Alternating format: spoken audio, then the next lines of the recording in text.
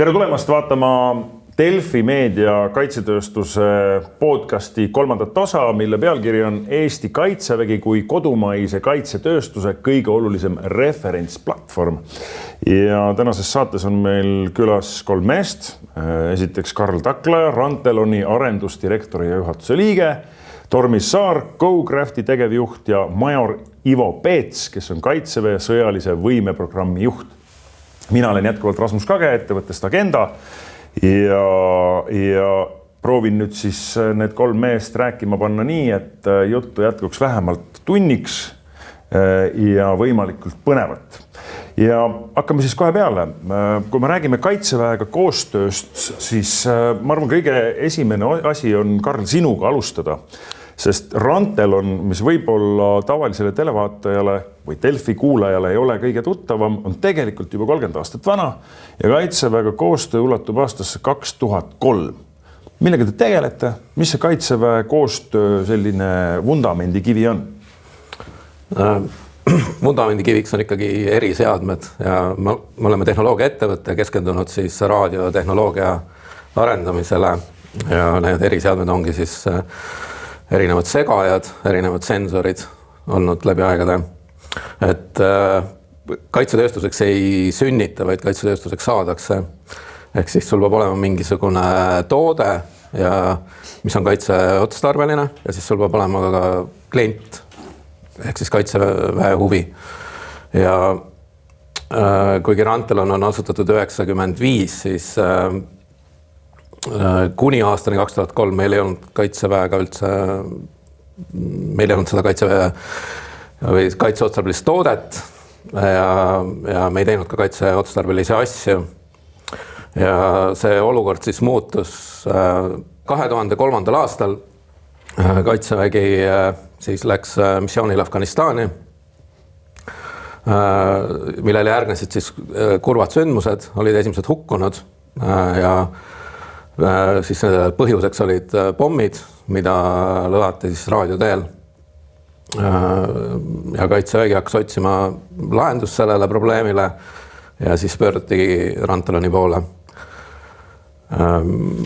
Esimene prototüüp sündis siis kuu ajaga ja osutus väga edukaks. Siis sellele järgnes terve tootesari ja siis selle projekti nimiks sai Iris projekt. Seal olid siis segajad sõidukitele, kaasaskantavad segajad, kui siis ka sellised personaalsed indikaatorid, mis näitasid sõdurile, et kas ta on selles kaitsvas segamisalas.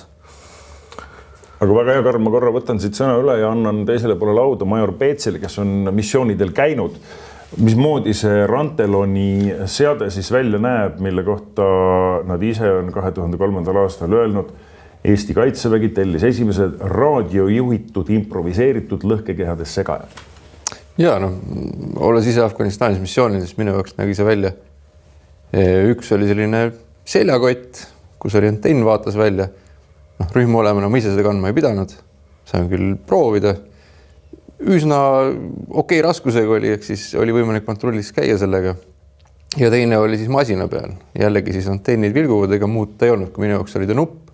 Ja oli see teadmine, et ta töötab selle tõttu, et pärast nende kasutusele võttu, siis meie üksustele enam improviseeritud lõhkkehadega, mis raadioteel lõhatakse, selle laadset probleemi ei olnud. Et siis see näitab selle tõhusust. Ja ma tahangi siin välja tuua, et selle sama toote puhul see, mis on sellest vajadusest kuu ajaga eksperimendini, on võib-olla see esimene näide sellest täpselt siis kaitsetööstus ja miks tööstust vaja on, et oleks kiiresti võimalik minna partneri poole, kes on Eestis olemas, kes suudab lahendada seda muret sellises ulatuses ja viisil, mis on endale vaja, nii et see on nagu hea näide sellest. Ma korra küsin ikkagi üle, et kas ma saan õigesti aru, et need raadioteel juhitavad põrgumasinad, et need, mida me ka filmidest oleme näinud, mingisuguse mürsu külge olid siis pandud mingisugune seade, mida siis telefoniga helistades oli võimalik lõhata? No seal on mitmed viisid, see võib olla telefoniga, see võib olla ükskõik millise raadiojaama külge pandud, kõik, mis on ilma siis nii-öelda juhtmeta. Eks need võimaldasid lihtsalt siis olla vastaspoolel tunduvalt suurema distantsi lõhkekehast ja see oli midagi sellist, mis oligi täpselt mõeldud siis Iraagis, Afganistanis koalitsioonivägede vastu sellise odava viisina, kuidas siis meie vägedele siis kaotusi tekitada. Ja see muutus väga suureks probleemiks. See, mida Rantelon tegi, oli siis seade, mis segas signaali. Ei lasknud sellel ja ma saan aru, inimesed jäid ellu tänu sellele. Jaa, kindlasti. Selle tõttu, et see oli väga ulatuslik probleem, sest see võimaldas 2 asja lihtsa raadio, mobiiltelefoni ja lõhkekeha omavahel ühendada ja muuta selle kasutamise kuratlikult paindlikuks. Nii et see oli vältimatu vajadus, et tegelikult sõdurid saaksid täita ülesandeid ja see vahend võimaldas seda. Sai sellest igapäevane toode Ranteloni tootekataloogis, mida te kasutate seal tänaseni? Selle toote elukaar oli umbes 20 aastat. Et viimati oli ta siis täies mahus kasutuses Mali missioonil. Kuna see toode siis pidi mõjuma nagu vaenlase sidele, jätma enda side tööle, siis pandi sinna muidugi punane tempel peale. Eks seda toodet me tegelikult eksportida ei tohtinud, et see oligi siis rätsepa toode kaitseväele. Ja täna on nad Laidoneri muuseumis minu arust. Aga on see toode, mida on võimalik täna rakendada ka päevast homme kohe uuesti mingil modifitseeritud kujul? Absoluutselt. See konkreetne toode oligi meie nagu esimene toode siis kaitseväele ja esimene segaja. Et sellele on nüüd järgnenud 10 erinevad aplikatsioonid.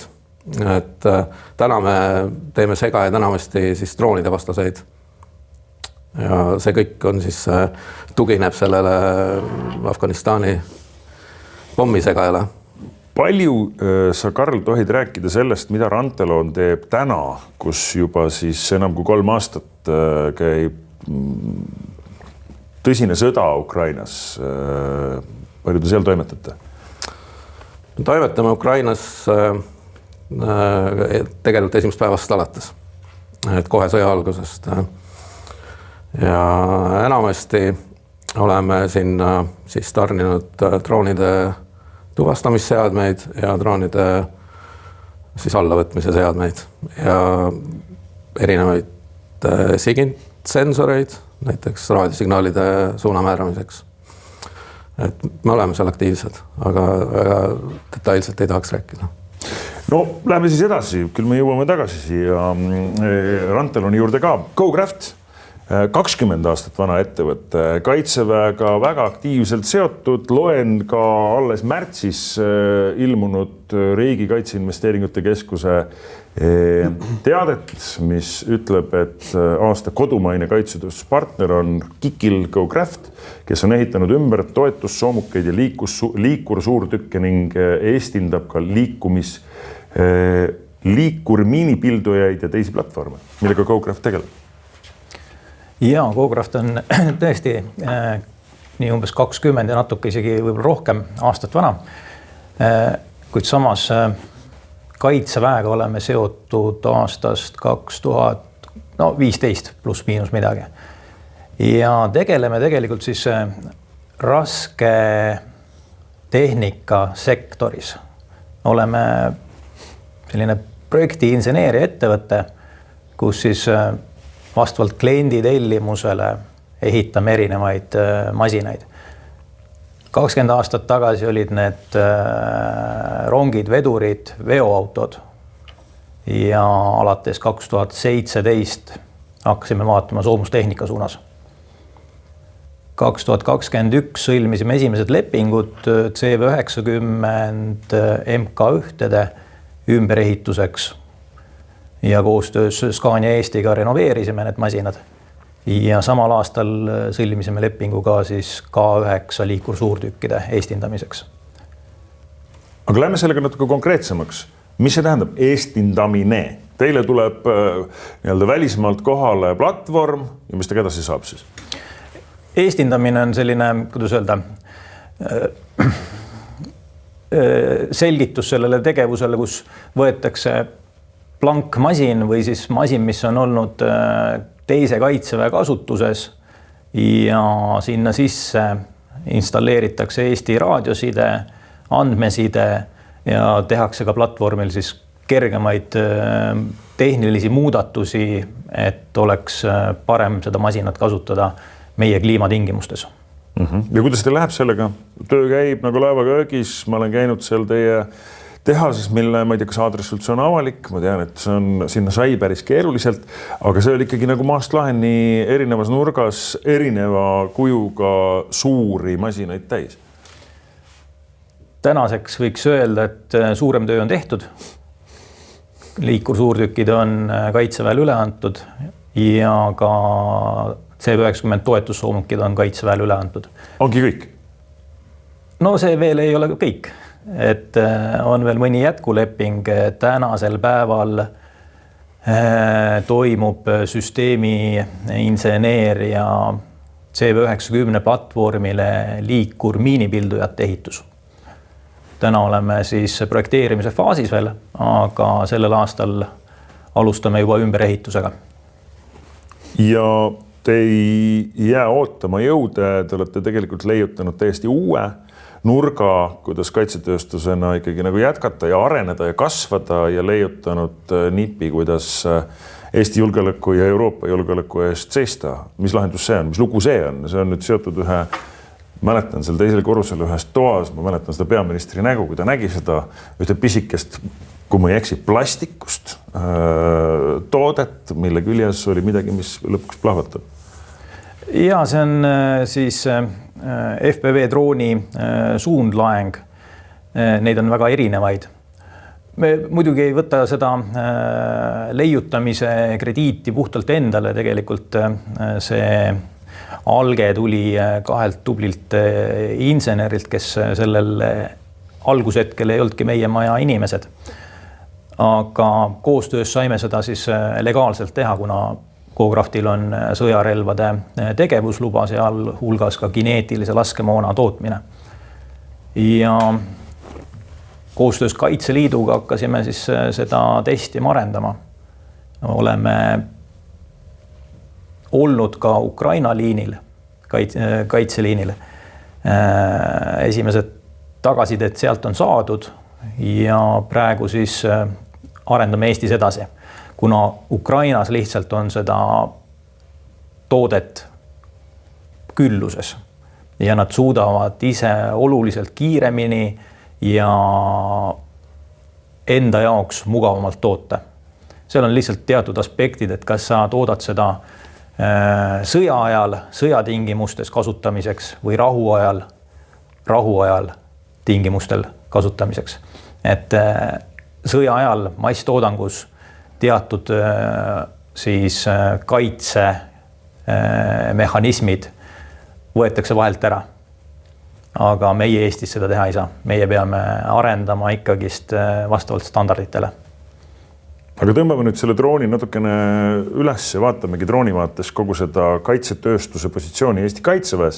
Ehk et kas või selle sama märtsikuise Riigikaitseinvesteeringute Keskuse pressiteate pealt on ju näha, et kaitsetööstuses endas on juba üle 170 ettevõtte. Vaatame, kui palju panustavad Eesti kaitsevõimesse. Täna ainuüksi selle pressiteate pealt, siis siin on Mapri ehitus, kes ehitas kõigest aastaga taas iseseisvunud Eesti esimese uue kaitseväelinnaku Võrukülje all Reedos. Aasta kodumaine kaitsetööstuspartner Go-Craft, nagu nimetatud sai. Ämari lennujaama lennuraja remonditööde tegija KMG Infra. Tariston AS on siin harjutusväljakute taristu arendaja. Merko ehitus on saanud tunnustuse, sõdurivarustuse tootja Kalvi Linda ja nii edasi ja nii edasi ja nii edasi, kuni nende ettevõteteni välja, kes pakuvad toitlustust Tapal või mõnes muus väeosas. Maer Peets, kui palju on Kaitseväel tegelikult Eesti kaitsetööstusega täna pistmist või ajalooliselt olnud pistmist? No ma arvan, see nimekiri räägib enda eest, et tõusus joones. Ja ega see on kahjuks kõik seotud sellega, et meie julgeoleku olukord on läinud halvemaks. Ma olen pidanud rohkem investeerima kaitseväkke ja kogu sellesse oma sõjalise võime kasvatamisse. Ehk siis kahjuks ma pean ütlema, et see jätkub tõusus joones. Ja seda ma ütlen siiralt selle tõttu, et kaitseväelasena kõige parem oleks see, et kui me saaksime olla stabiilses keskkonnas ja ei peaks muretsema tegelikult kasvavate ohtude pärast. aga samas on siin ka hea meel tõdeda, et meil on Eesti kaitsetööstus, mis tuleb kaasa ja isiklikult vaadates pikaajaliseid võime planeerides, siis üks osa on sellest vaates, et see oleks kestlik ja kaitsetööstuse kaasamine meie enda sõjalise võime kasvatamisse koos oma kaitsetööstusega on üks näide sellest, et me saame lisaks sellele, et me oleme ikkagi kulu selle sõjalise võime poolest, mis ütleme siis ühiskonnale muid hüvesid peale julgeoleku ei too, saame ikkagi kaasata, et see toob töökohtasid ja tagab teatud stabiilsuse, eks toob tagasi. See lisaks teatud tehnoloogiatele, mis me vaatame kahe mõisteliselt. Nii et see on kasvavas joones ja need pressiteated ja need nupukesed räägivad enda eest, et Kaitsevägi võimalikult palju siis läbi ERKIK-i suure töö kaasab meie enda kaitsetööstus kodumaist. No, palju täna, ma saan aru, et üks selline hea platvorm on ju ka kevadine Siil, kus siis kaitsetööstusega tuleb veel eraldi kuidagi mingi spetsiaalne koostöövorm. Siil on suur õppus ja kõik suurõppused on võimalus katsetada, eksperimenteerida, testida. Ja loomulikult see on see koht, kus me saame anda eelise oma kaitsetööstusettevõtetele.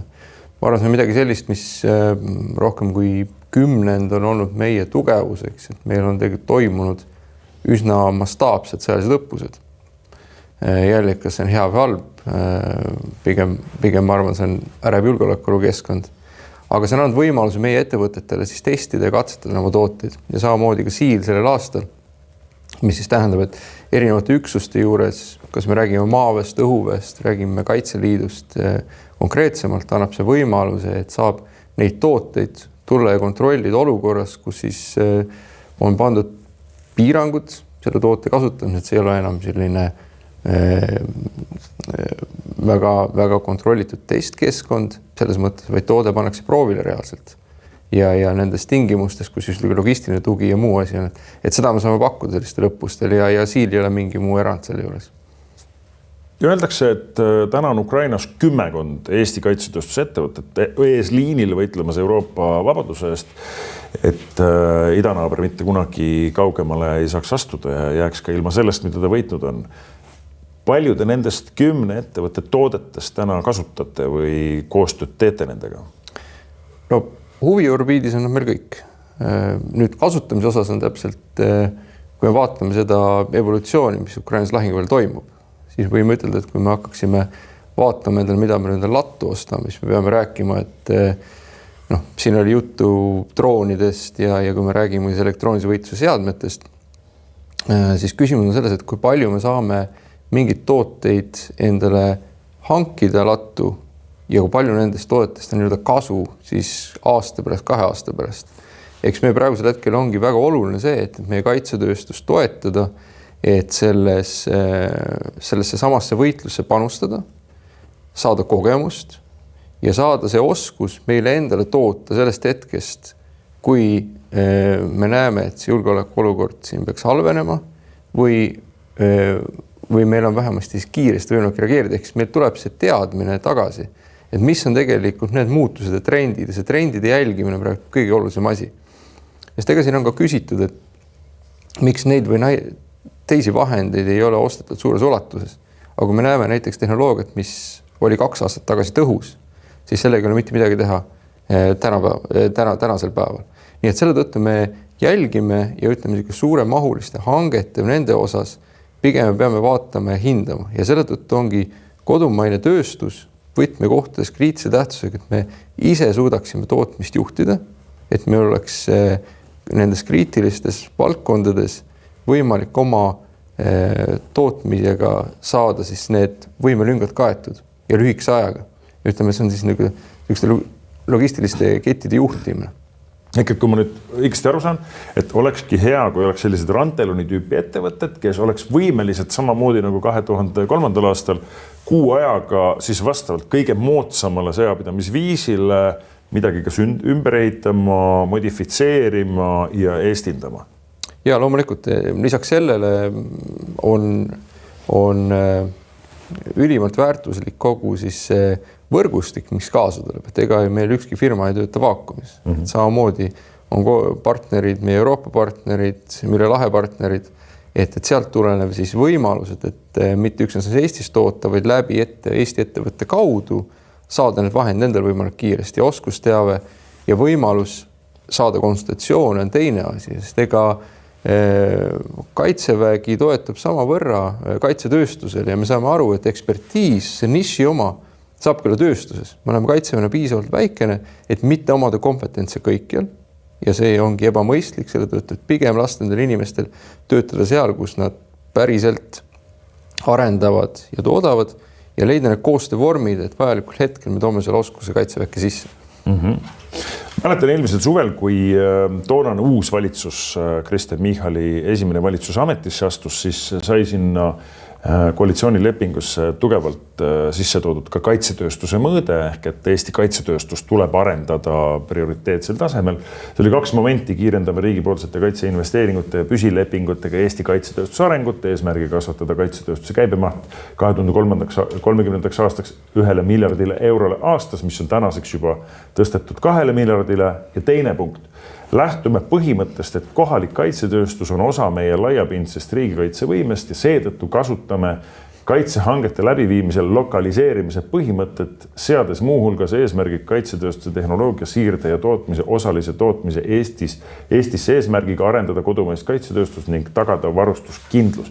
Et ma mäletan seda juubeldamist toona suvel, kus oli selline, et lõpuks ometi on tõstetud kaitsetööstus prioriteetsele tasemele, et lõpuks ometi ikkagi nagu Kaitsevägi peab hakkama kasutama Eesti kaitsetööstuse toodangut. Et mis sellega siis oli? Kas toona siis ei kasutatud või kas seda koostööd siis toona ei olnud? Oskate nüüd niimoodi avada seda diplomaatiliselt? No, need ärivõimalused ettevõttele tekivad ikkagi läbi hangete ja konkreetselt näiteks meie valdkonnas on neid Kaitseväe hankeid ikka üliharva. Et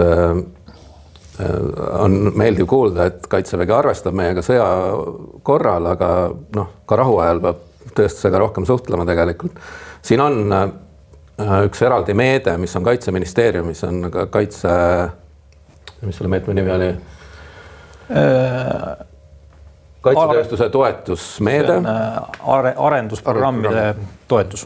Jah, et me oleme, ma arvan, 5 korda sealt siis toetust taodelnud, umbes 4 korda saanud. Need toetusmeetme valdkonnad siis käib välja Kaitsevägi, aga mitte kunagi ükski nendest 4 tootest, mis me oleme siis selle tagajärjel teinud, ei ole tegelikult läinud Kaitseväe relvastusse, kasutusse. Et siin on, et on loodud selline meede, mis on natuke eraldi liivakast, mis ei ole hästi ühendatud siis Kaitseväe võimetega tegelikult. Et... Väga huvitav, Arvets. Miks siis raha antakse, aga Kaitsevägi ei kasuta? No siin on ikkagi tuleb sellest profiilist sisse, et kui me räägime nüüd on 170 ettevõtet, kui me võtame mõned aastad tagasi, oli tunduvalt vähem.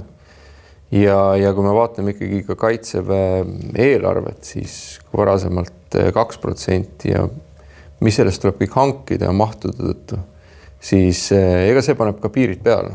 Et see on ka üks koht on see, et nende meetmete juures on ka see toetus, et Kaitseväel on vaja ja nüüd on ikkagi selles, ütleme mahu mõistes on mõnes mõttes võime niši võimeteks rääkida, kus on täpselt see vajadus, kus on vajadus see, et mõistlik on meil välja arendada see kompetents, toetada selles osas ja see on täpselt see koht, kuhu ma juurde tõin ka, et see ei ole mitte üksnes meil sõja ajal seda võimet vajaks, loomulikult siis on vaja, aga rahuajal on luua tingimused, et vähemasti oleks huvi selles valdkonnas arendada ja need on need trendid, mida me järgime ja alati ei pruugi olla, et see vajadus ei pruugi realiseeruda.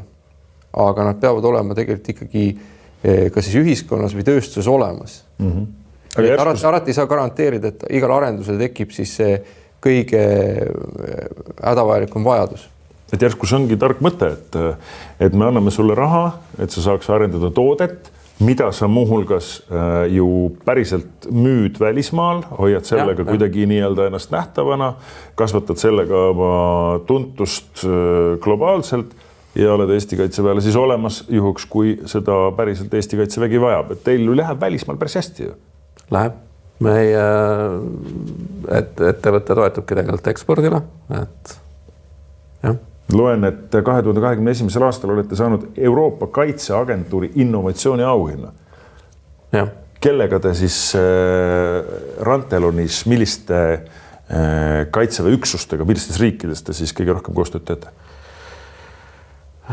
See konkreetne innovatsiooni auhind oli nüüd siis Rantelon koos Tampere ülikool, et me siis tegelesimegi innovatsiooniga. Ja kõige suurem klient või meie vaatame oma turgu tegelikult laiemalt, et meil on selline koduturg on Läti, Leedu, Eesti. Ja Leedu ongi kõige suurem klient meile, kui me räägime ühikutest, et palju me oleme mingid seadmeid müünud. Võib-olla Eesti on teisel kohal ja siis Läti on viimane. Ja mis see toode on, mida te neile nende varustusse müüte? Leetu oleme müünud kõige rohkem siis droonipüsse, mis on püssikujuline segaja ja siis individuaalne droonidetektor. Et kogu siis Leedu piirivalve on varustatud meie seadmetega. Viimase aasta jooksul oleme vist 4 hanget sinna võitnud. Ja tänu sellele tegelikult, kas ma saan õigesti aru, see toode areneb kogu aeg? Absoluutselt. Toode muutub paremaks. Ja ühel hetkel, kui Kaitsevägi seda tahab, siis ta on nagu oma maksimaalsel arengu tasemel ja nüüd, kui Siseministeerium koos Kaitseväega, koos riigiga hakkab arendama ka Balti droonimüüri, siis Rantelonil on seal välja panna kõige värskem teadmine innovatsioon. Jah. Ja nende droonivastaste seadmete arendamise algus oligi koostöös PPA-ga meil tegelikult, et kuskil 10 aastat tagasi siis PPA pöördus meie poole, et neil on vaja midagi, millega droon alla võtta. See võiks olla püssikujuline segaja. Ja tegelikult PPA-le me selle esimese mudeli tegime, mida me nüüd ka siis Leetu müüme. Drooni detektoritega oli samamoodi, et esimene klient oli meil PPA ja konkreetne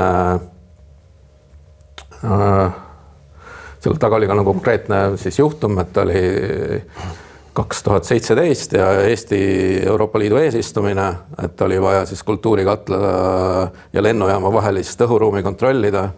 Selleks siis telliti meilt prototüüpseadmed, mis me tegime konkreetselt selleks ja sealt siis on lihtsalt edasi läinud nende detektorite arendus. Kas 3 sõnaga sellest Balti droonimüürist oskad ka rääkida? Me küll räägime hilisemates saadetes sellest põhjalikumalt, aga mis see teie roll seal on? No, meie roll on siis, tegelikult me oleme lihtsalt ühe süsteemi tootjad, et Balti või seda projekti pigem viivad siis edasi integraatorid. Ja meie pakume sinna siis tuvastusseadmeid ja tõrjeseadmeid. Millal peale hakkab ehitus?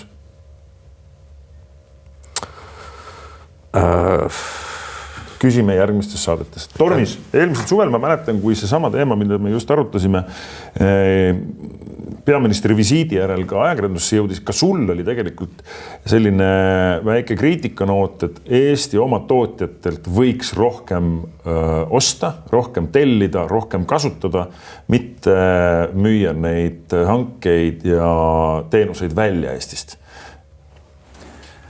Ja siin tuleb nüüd aru saada sellest, et mida tellitakse, et rahu ajal ütleme siis nullindad ja 20. aastad Kaitsevägi arenes rahulikus tempos ja vastavalt siis riigikassa võimetele. Sõja ajal tempo oleks, ma ütleks, et natukene üle võimete võib-olla isegi, aga on hakkama saadud ja muidugi esmalt on tellitud neid suuri võimeid, kus Eestist ei olegi midagi otseselt osta, kuigi meie pilk oli siis suunatud sellele, et oleks võinud kaasata kohe Eesti inseneeria kaasa, et need võimed saaks Eestisse tarnitud koos juba teadmistega.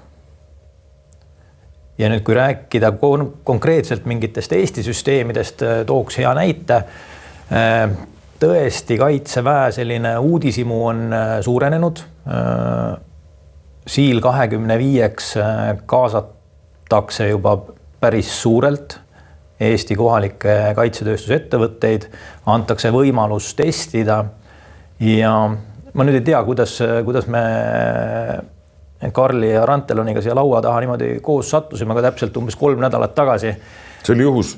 Koograhv käis Rantelonis külas ühe ideega, et hakkaks EV võimekust arendama natukene suuremalt. Ehk siis natukene igaks juhuks ütlema, mis EV võimekus on, et võib-olla Delfi vaata kõik ei tea. Electronic warfare ehk siis kõik see elektrooniline sõjapidamise viis.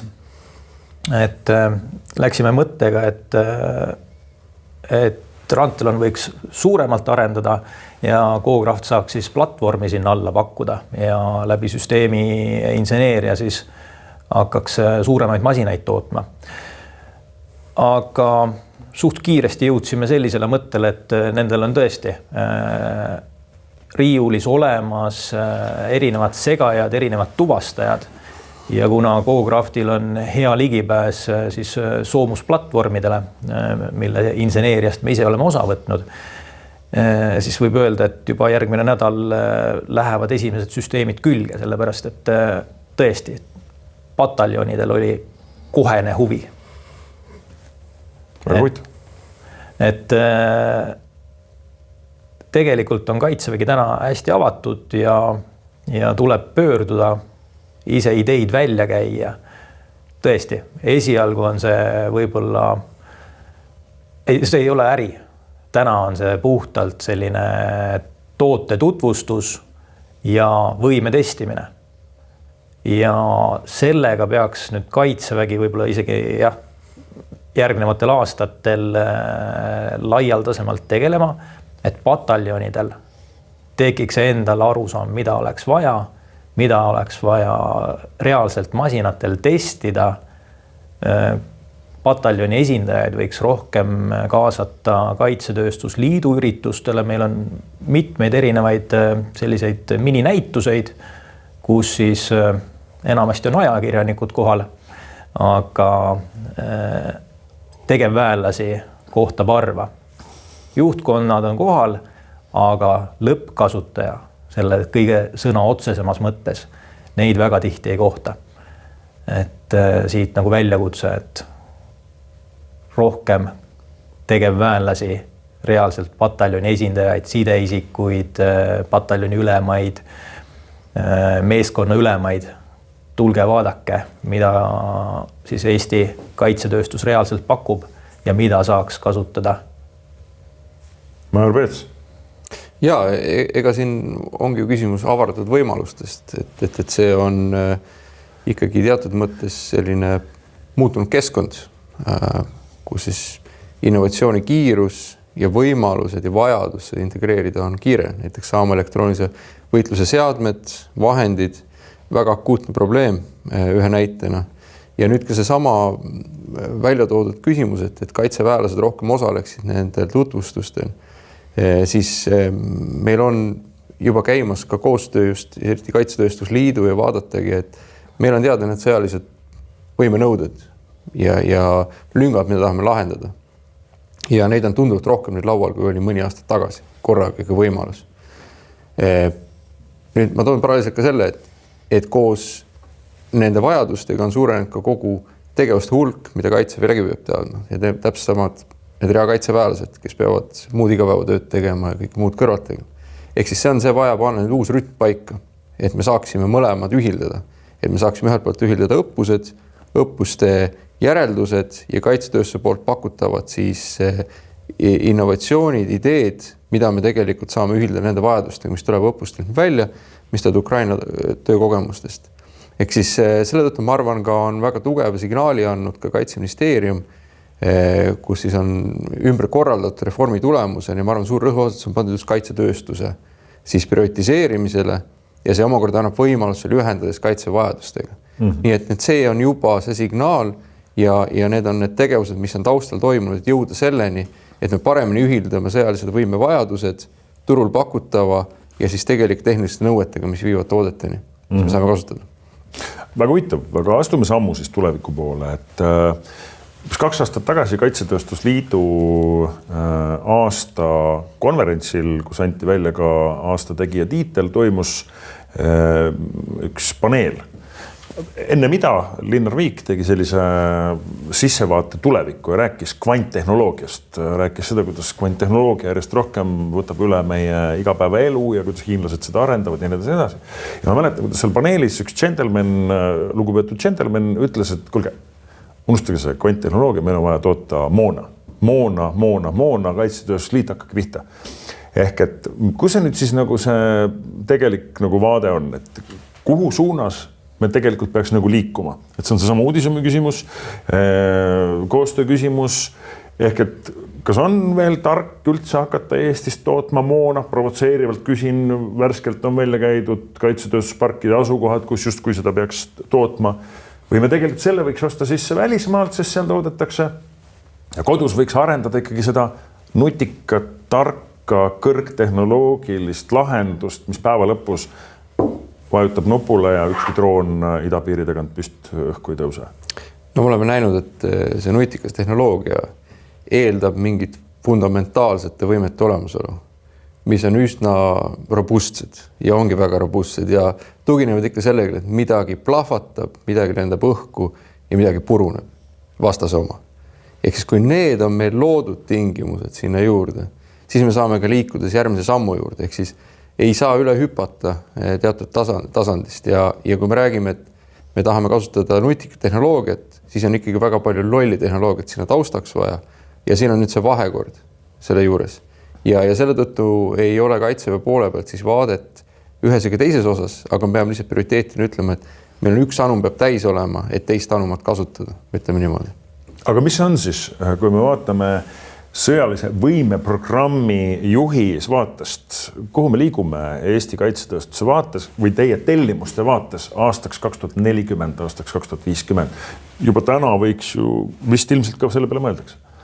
Ja ega kui me vaatamegi siis võimete elutsüklit, siin tõldi väga hästi välja, et seda sama segajat siis elutsükkel 20 aastat, mis on tegelikult sõjalise võime mõiste üsna lühikene.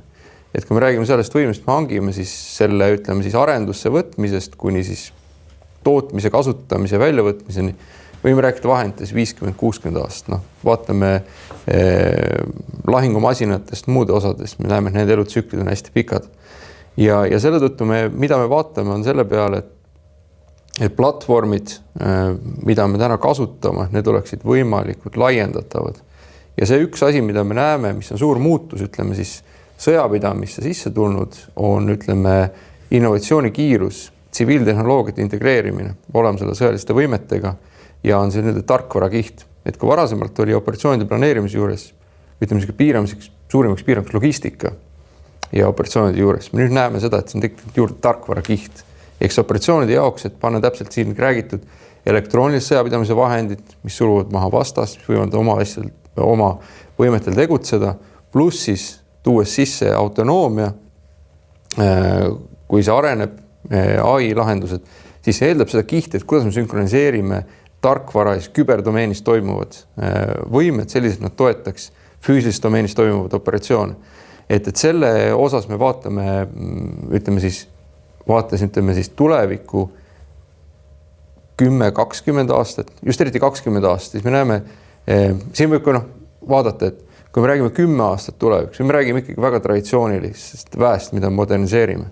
Kui me vaatame 20 aastat tuleviks, võime ütelda, et tõenäoliselt hakkab kasvama see osakaal, kus meil on rohkem autonoomseid süsteeme ja tunduvalt olulisemaks muutubki täpselt see kiht, mis on seotud tarkvaraarendusega. Ja ma arvan, selle tõttu on ka meil, tuleb hoida ka Eesti eelist, ehk siis see tiigrihüpe või teha nüüd see uus siis AI hüpe, selle tõttu, et ühiskond oleks valmis toetama meil nende sõjaliste võimete hoidmist ajakohasena. Mina olen lugenud ühte meest, kes ütles umbes midagi, et me peame murdma need rahumüürid inimeste peas või looma need seal. Et kas on üldse mõeldav, et luuakse mingisugune vahend, millega 140 miljonit pimeduses vinsklevat inimest uuesti nagu nägijaks tehakse, et me ei peaks nagu nii palju nagu moona tootma ja mis lõpuks nagu põhjustab tugevat katastroofi, miljonid inimesed surevad. Kas sinna suunas üldse täna kaitsetööstus liigub, et on võimeline tootma kas või selle sama roboti abil midagi, mis inimesed tänavale toob Venemaal lõpuks? Noh, ma ei ole ise vaadanud süvitsi sellesse valdkonda sisse, ma arvan, võib-olla kommunikatsiooni ja selles valdkonnas on ehk sellega tegeletud, aga ma arvan, et kahjuks ei ole sellele lihtsat lahendust, muidu oleks juba leitud, selle nimel saaks tööd teha. Ja selle tõttu me peamegi, ma arvan, ja kahjuks me oleme olukorras, kus me peame olema valmis, et see olukord, mis on praegused kujunenud, pinge olukord, kestab pikemat aega ja õppima sellega elama. Sellest tõttu, et mitte lasta siis,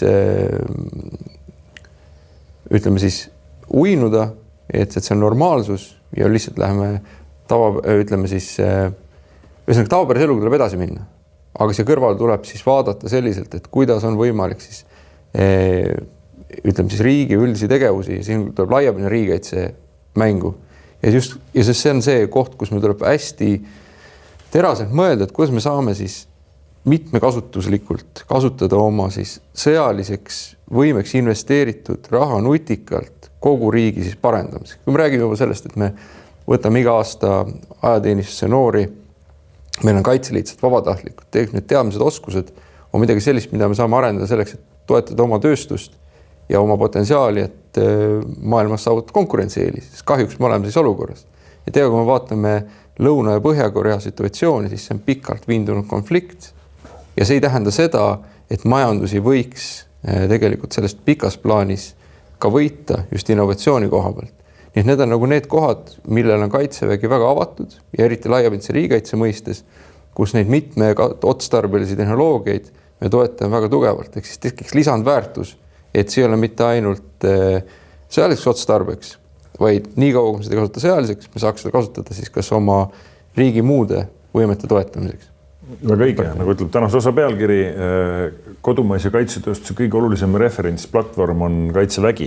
On ta siis nüüd päriselt saame korra tulles tagasi siia saate alguse juurde, et on ta siis nüüd päriselt ikkagi see referentsplatvorm, te olete testimas väga erinevaid ka selliseid asju, mida võib-olla veel keegi ei tea, üldse ostate lattu või ei osta lattu. Testitakse täna füüsiliselt teie väes? Samamoodi, nagu ma tõin välja, et kui need võimalused avarnevad, ehk siis väevajadused erinevates valdkondades, siis loomulikult kaitsevägi on huvitatud nendest testimisest ja toetamaks, et meie tööstusel, nagu me siin arutasimegi, oleks võimalus saavutada tootmismahud, mida võib-olla kohe hetkeliselt ei tarbi kaitsevägi, aga võib-olla tarbib meil keegi teine siseriiklikult ja väljaspoolt ekspordina. Ehk siis see on samamoodi see, mille peale me vaatame ja seda me toetame igal juhul. Kui me räägime nüüd Karl ja Tormis teie vaatest, et mis on teie ootus kaitseväele, et tööstusel ja kaitseväel kui referentsplatvormil oleks tihedam koostöö? Või tegelikult saabki öelda, et nüüd on asjad läinud paremaks? Asjad on kindlasti läinud paremaks, aga arenemisruumi veel on ja selle nimel Kookraft vähemalt töötab. Meil on väga head arendusprojektid kaitseväe masinate peal. Võiks muidugi ladusamalt minna, aga siin tulebki ette see ajamäärang, et kaitseväel on siiski sõjalised ülesanded ja need sõjalised ülesanded tuleb ka sinna ajaraami kuidagi panna. Eraettevõttel jällegist ongi täpselt 365 päeva aastas ja lähed sellise ühtlase rütmiga. Meil vaja kohaneda natukene, aga ma arvan, et see järjest paraneb ja Eesti kaitsetööstusi inseneeria areneb minu meelest päris jõudsalt. Me saame ise süsteemi inseneeria koha pealt, nagu major Peetsi enne välja tõi, siis tööstus peabki olema initsiaator. erasektor käib rohkem maailmas ringi, omab rohkem ärisuhteid ja seetõttu saab ka rohkem informatsiooni. Ja kui see kõik jällegist tuua Eesti Kaitseväe siis huviorbiiti uute võimete näol, uute seadmete näol ja lasta neil teha see valik, et kas teil on midagi sellist vaja, me saame teha testimised, saame teha integratsiooni ja väljaõppe käigus selgub, kas nendest süsteemidest on kasu või ei ole. Karl? Mina arvan, et see võtmesõna on koostöö. Et tööstust ei käsitletaks kui huvigruppi, vaid kui partnerit, et need ärivõimalused ei tule meile siis riigihangete registri teatena, vaid et meil on juba varasemalt mingisugune koostöö. Ja kindlasti oleks vaja innovatsioonihankeid, et need künnised toodetele, teenustele, mida RKIK ostab, et need ei oleks nii jäigad, et need arvestaks sellega, et siin oleks võimalik pakkuda innovaatilisi asju, mis ongi, mida võib-olla ei ole varasemaltki müüdud, et sa ei saa nõuda siis seda müügireferentsi näiteks, aga et Kaitseväel oleks võime neid siis testida. Ja ma näen, et asi selles suunas tegelikult liigub, et aga sinu kogemus Lätist, Leedust või mujalt maailmast ütleb siis, et seal on lihtsam või? Jah, seal hangete referentsid on madalamad, et sealt ei nõuta nii palju varasemaid müüke ja et saad minna näiteks mingi prototüübiga hankesse ja võita hange, et seda me Leedus oleme teinud, et see Eestis ei oleks võimalik. Eestlaseid ikkagi ju süüdistatakse heas mõttes ülepüüdlikkuses, et seda on ka siin samas saates mainitud, et me võib-olla oleme nagu liialt nõudlikud hangete reeglite järgimises võib-olla Euroopa meistrid, mis teinekord on ka sellise patriotismi kõrvale tõstnud. Aga teisalt, kas me peame alati kõik eelistama, mis on kodumaine, et võib-olla on tark mitte kõike kodumaal teha, on ju selge, et patriodisüsteeme me Eestis vist ei heitava. Jah, aga siin ongi nagu kaks võimalust, et üks on hange, ja siis need võimalused siis hanke raames kohalikku tööstust kaasata, et kui leitakse, et nagu see ei ole otstarbekas, siis et sõlmime lepingu mingi Iisraeli või Türgi ettevõttega, siis teine võimalus avaneb, et miks lasta sellele Türgi või Iisraeli ettevõttele üle Eesti tööstuse ikkagi oma asju valmistada, vaid et siis oleks loogiline, et surutakse seda Eesti tööstust sinna selle sama asja valmistamise juurde, et ta saaks osaleda selles väärtusahelas. Et ka sedasi võiks tööstust kaasata rohkem. No, keeruline öelda, eks ju, KIK-i esindaja täna siia saatesse ei saanud tulla ja täiesti arusaadavatel põhjustel. Nagu ma olen korduvalt siin juba öelnud, et keerulisel ajal elame, nii keerulisel ajal, et ei Kaitseministeeriumist ega paljudest teistest asutustest, suur tänu, ma arveets, et teil leidus see aeg, on keeruline inimesi leida, aga kaitsetööstusest, sest kaitsetööstus just nimelt selle saate salvestamise ajal väga paljud on Ukrainas füüsiliselt. Selleks hetkeks, kui see saade eetrisse läheb, on nad kindlasti loodetavasti tervena ja uute lepingutega sealt tagasi. Ja töö päriselt käib täna koridoris ja tubades nagu laevaköögis, et nii see koostöö kasvaks, kui ka päriselt meie kaitsevõime kasvaks, kus kaitsetööstust nüüd siis rohkem kaasatakse. On ju nii? Ja kaitsetööstuse puhul täpselt ongi selle baasvõime loomine, mis on nende arendusprojektidega tulnud, et kui me räägime ikkagi võimete hankimis, eriti need suurhanked ja viimased tuleb aru saada sellest, et siin on teatud ajalised nõuded siin juures. Ja ajalised nõuded ongi need kohad, mis võivad saada piiranguks, et mida ja kus kohast ja milliste lepingutega RKIK edasi läheb. Ja siin võib jäädagi, et kodumaitse tööstuse juures võivad jääda vajakajäämised lihtsalt tarnete ja mahtude osas.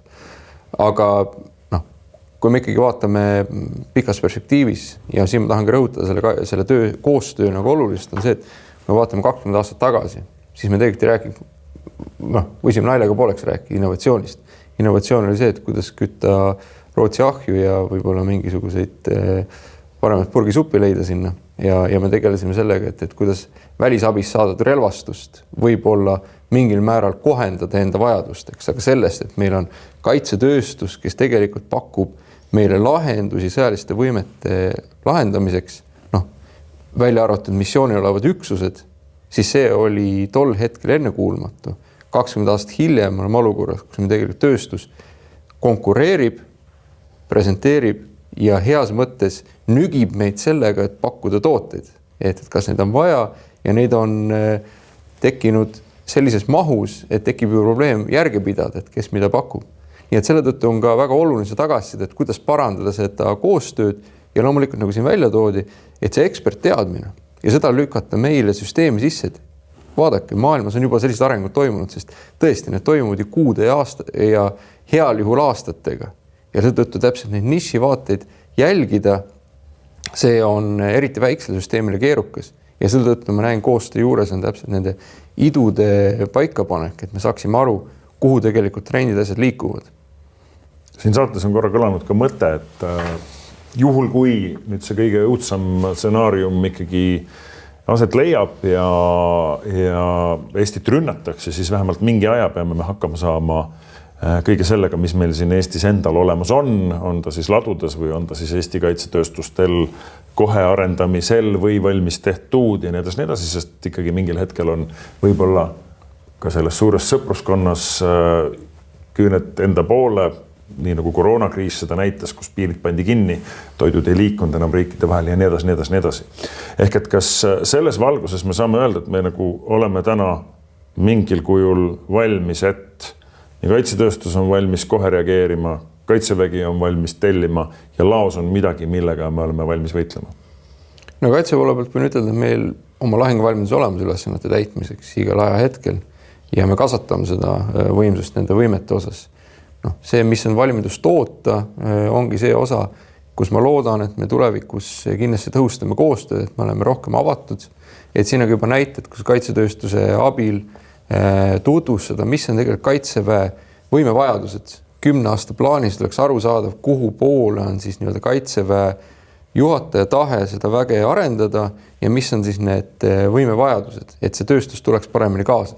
Et seda me oskame avatult teha ja me oleme valmis seda infot jagama oma kaitsetööstuspartneritega, et need tingimused luua.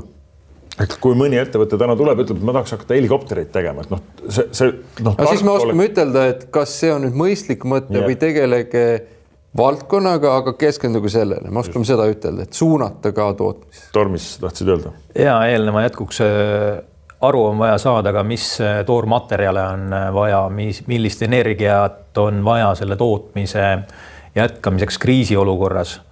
Et ei ole kasu sellest joonisest, mis sul lauasahtlis on, aga tuleks panna nagu suurelt paika, mis need potentsiaalsed võimed ja võimevajadused on kriisiolukorras ning broneerida, kohale tarnida materjalid, määrata ressursid, mis selleks vaja on, kes, kus seda toodab. No see avasid Tormis sellise huvitava teema, et sellest võiks rääkida veel järgmised tund aega. Ma usun, et mõnes järgmises saates me ka räägime, et kust tuleb tooraine kaitsetööstusele. Magneesium on üks olulisemaid tooraineid kaitsetööstuses, kui ma vist ei eksi. No meil on siis kiibid. Jah, aga magneesiumi puhul on nii, et Euroopa Liit toob 95% magneesiumist sisse Hiinast. Magneesiumi tootmist Euroopas ei ole, see pandi kunagi kinni, sest Hiina suutis hinnatampinguga lüüa hinnad nii alla ja näiteks 2021. aastal oli Euroopas isegi ju magneesiumikriis, kus Angela Merkel Saksa kantslerina läks Brüsseli ja ütles, et stopp, meil on ainult 3 kuuks veel magneesiumi autotööstustele, et me saaksime midagi toota. Ehk et joonised võivad olla, inimesed võivad olla, koostöö võib olla, uudisimu võib olla, aga ühes kauges idariigis otsustatakse, kas me anname magneesiumit või ei anna. Jah, ma arvan, et Eesti puhul me nii konkreetsest toorainest ei räägi, me räägime valmis materjalidest. Enamasti need materjalid on kasutatavad ka tavatööstuses, ehituses. Et neid varusid võiks tegelikult riigi tasandil siis ka kaardistada, aga see jällegist, see on suur töömaht. Täna Kaitsevägi arendab neid uusi kaitsevõimeid, võtab neid võimeid kasutusele, mida on tellitud. Et igal juhul inimestele on kaitsesektoris praegu päris suur surve peale. Ma arvan igal pool, jah. Lahendus ka. Ida-Virumaal Tuhamäed, magneesium, alumiinium, räni, Ragnar Selsil lahendus, kuidas sellest toota kõik see, mis Euroopa ka kaitsetööstusele vaja olemas. Nii et tuleb see trioodidroon tuleb tõsta kõrgele taevasse ja need erinevad sektorid omavahel.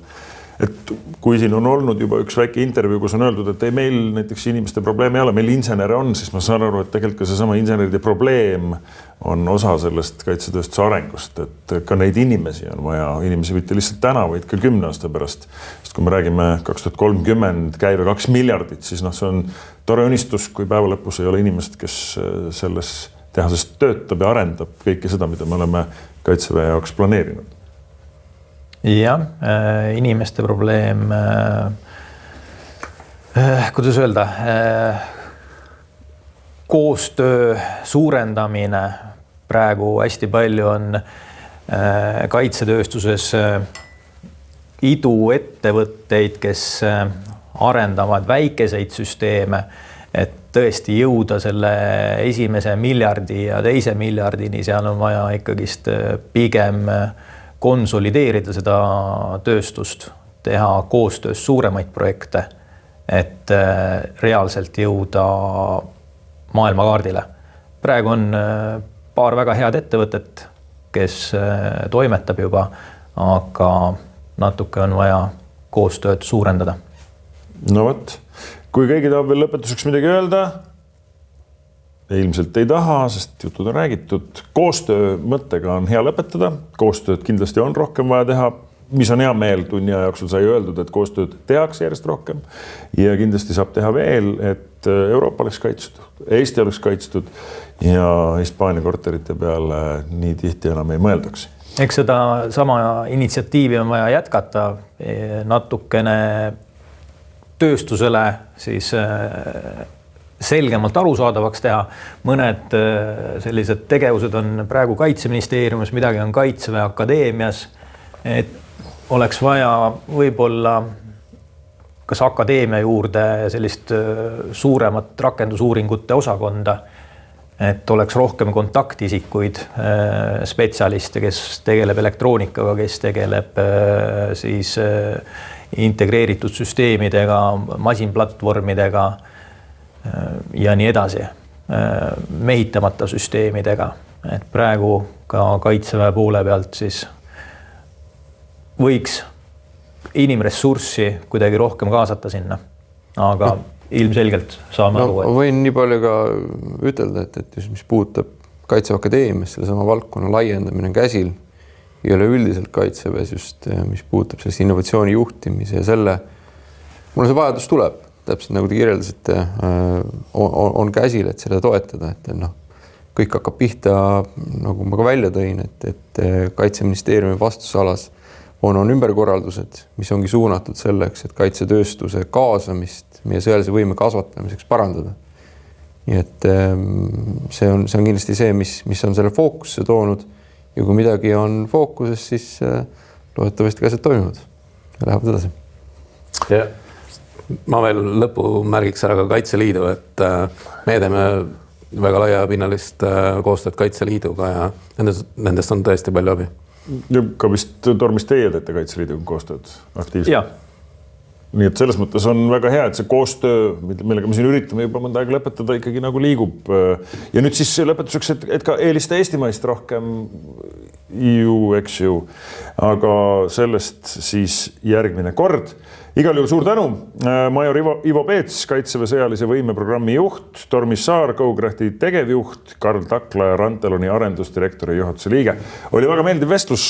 Ma arvan, et gurmaanidele, kes Eesti kaitsetööstuse ja Kaitseväe vastu huvi tunnevad, jätkub siit kindlasti mida kuulata ja hea meel on, et me oleme alles 3. saate juures ja mõnda on veel minna, et minna nüüd sisulisemalt nii rahastamise, nii Ukraina referentside kui ka väga konkreetsete teenuse tooteliikide juurde. Džentelmenid, suur tänu teile. Me kohtume juba varsti ja järgmistel põnevatel teemadel, nii et jääge siia Delfi kaitsetööstuse podcasti liinile. Kohtumiseni.